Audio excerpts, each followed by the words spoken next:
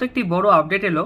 আপডেটটি হলো যে আয়ারকন তার জয়েন্ট ভেঞ্চার্স করেছে ডিআরএ অর্থাৎ দীনেশ চন্দ্র আর আর্গওয়াল ইনফ্রাকন প্রাইভেট লিমিটেড, একটি প্রাইভেট লিমিটেড কোম্পানি যেটা শেয়ার বাজারে লিস্টেড নেই, তার সাথে জয়েন্ট ভেঞ্চারে একটি রেলের প্রজেক্ট পেয়েছে। সেটা কোথায়? অন্ধ্রপ্রদেশে পেয়েছে এবং সেখানে কোট্টাভালাসা থেকে কোরাপুট এখানে কি ডাবলিং প্রজেক্ট করছে এবং 45 কিলোমিটার থেকে প্রায় 72 কিলোমিটার পর্যন্ত ফ্রম শিবলিঙ্গাপুরম পর্যন্ত স্টেশন থেকে বরাগলুডু স্টেশন পর্যন্ত করছে এবং এখানে কানেকশন করছে এবং ওয়াল্টার ডিভিশন তৈরি করছে, যার ডেট দেওয়া হচ্ছে 1260 দিনের মধ্যে কমপ্লিট করতে হবে এবং প্রজেক্ট ভ্যালু হলো 1198 কোটি টাকা। তো এটা একটা গুড নিউজ আজকের জন্য আয়ারকনের জন্য।